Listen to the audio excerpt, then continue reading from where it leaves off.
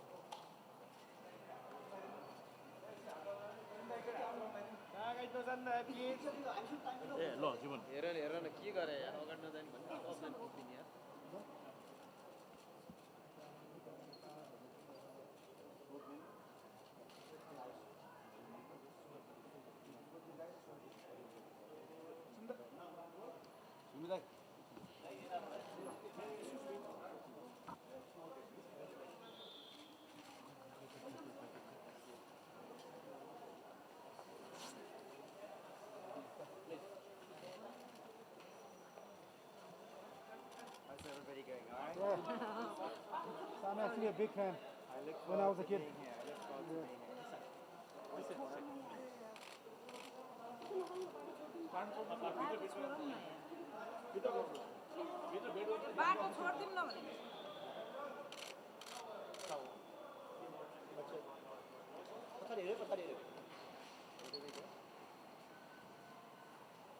We have small face meet, then we'll go 10 minutes.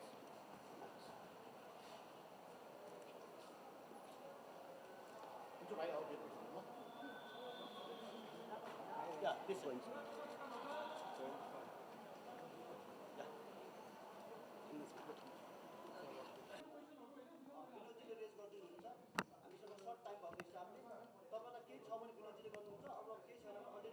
Sort of a dream of mine. Obviously, I started playing cricket from a very young age. My first trip to India, I was only just 14 years old, and I've been hearing about Nepal and, of course, Kathmandu for many, many years. Obviously, during my playing days, Nepal was not around to be one of the competitors against myself, so it had to be a trip such as this. When the opportunity did arrive, I felt that why not? I could come out to this part of the world, see it for the first time. Of course, you're associate of the ICC and budding young cricketers here that I would love to meet at some point in time. So for me, it's a great trip because I can tick the box in terms of being able to come to Nepal and see the place, see the people, the hospitality, and to bring along my daughter Tyler as well to have the experience is something special. Thank you, man. And Tyler, welcome to Nepal. The NPL has created a buzz around the world, and fans are going crazy in this part of the world. How you look at it, I think you got to look at it in terms of the size of the country, the ability of the players, and exactly where you are as a cricket playing nation. You're still very young as a cricket playing nation, to have international superstars come to your country to play in your NPL is something very special, and I suppose it's the start of something that's going to grow. Of course, T20 is a wonderful version of the game. You're getting a lot of new sponsors and a lot of new spectators. It's a very exciting version of the game. So for me, it's growing the sport in Nepal, growing the league, and seeing more recognized cricketers coming to your shows and making sure and participate. A long time ago, 2004, 20 years ago. Hopefully, during my lifetime, I want to see it broken. And I believe with the advent of T20 cricket and how aggressive and attacking young players are, I think that you're going to see someone passing that score at some point in time. That was a very special moment in my life. regaining the world record after losing it some 6 months before that. So, but records are made to be broken, and I've said it in the past. I'd love to play. I would have loved to play with a more successful West Indies team. I would give my records just to have played on a team that was, winning a lot more when I played. You also wanted to be a more successful more successful team, part of a more successful team than having that many records. I mean, again, it relates to the records. That's not the only record that you hold. You hold several many. So how does it feel to be a maestro? You know what? As a little kid, I grew up in a family of 11. I had 10 siblings, a very big family, and 6 bigger brothers. And it was always a dream of the family to have someone go on to play international cricket. I was the last boy, so I suppose I was the last effort in trying to get that sort of position in the family. I don't know if I'm a maestro, but I think that I'm a very proud member of the Lara clan to have played for the West Indies, to have represented the West Indies for 17 years. It was a dream of mine. My dad also lived vicariously through me in terms of he loved the game of cricket. He provided everything that was necessary for me to play the game. Even though we came from a very big family in a sort of middle income, 3-bedroom house, all of us enjoyed ourselves living there. But it's just to fulfill that dream to play for the West Indies, to play alongside the great Sir Vivian Richards, Gordon Greenwich, Desmond Haynes, the late Malcolm Marshall. That was just an awesome time in my life. Trust me when I say this, and I say on behalf of everybody, you are a maestro. There's no denying of that fact. You personally did not get to play too many T20 leagues around the world. So do you miss playing T20 cricket with your talent and player that you had? I think it's a great game, and it came at a time when cricket needed it. But I must say though that to have played 131 test matches for the West Indies, the 5-day version of the game, the Test cricket, it really tests your ability, your attrition level, and I wouldn't give that for anything else. Of course, T20 is beautiful. A lot of guys are enjoying it. The franchise cricket as well is important. But playing Test cricket for the West Indies for 17 years will remain the highlight of my career. But only 2 more, so I won't keep you for too long. I would take anything.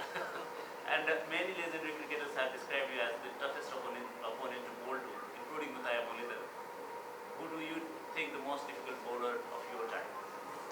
Well, my nemesis, the person that got me out the most was definitely Glenn McGrath, an awesome bowler, Australian, and of course Australia toppled the West Indies in the mid-90s as the #1 team in the world.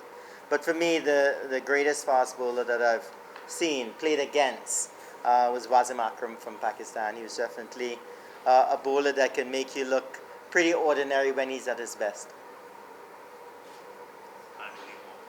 In today's cricket, who are your best batter and a bowler? Your pick.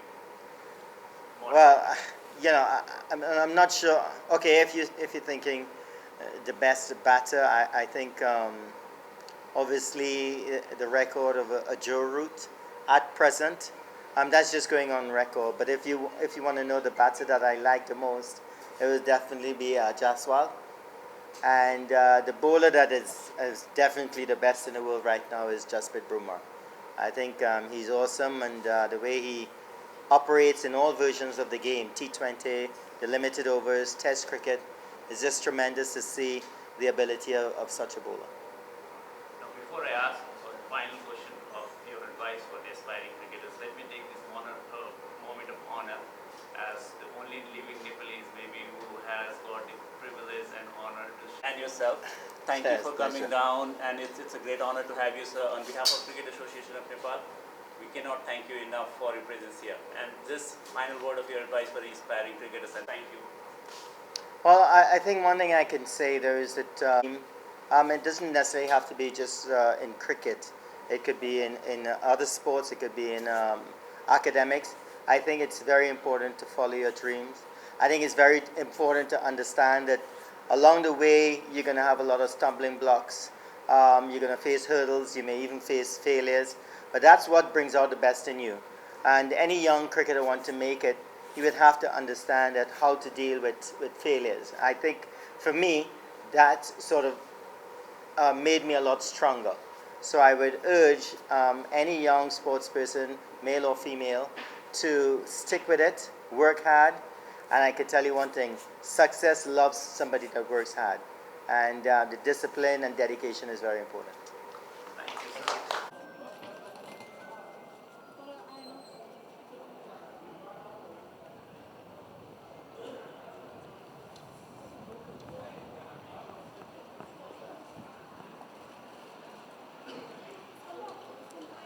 अब एकछिन अब थोरै गर्नु अब clear गरिदिनुस् ल अब Just give me.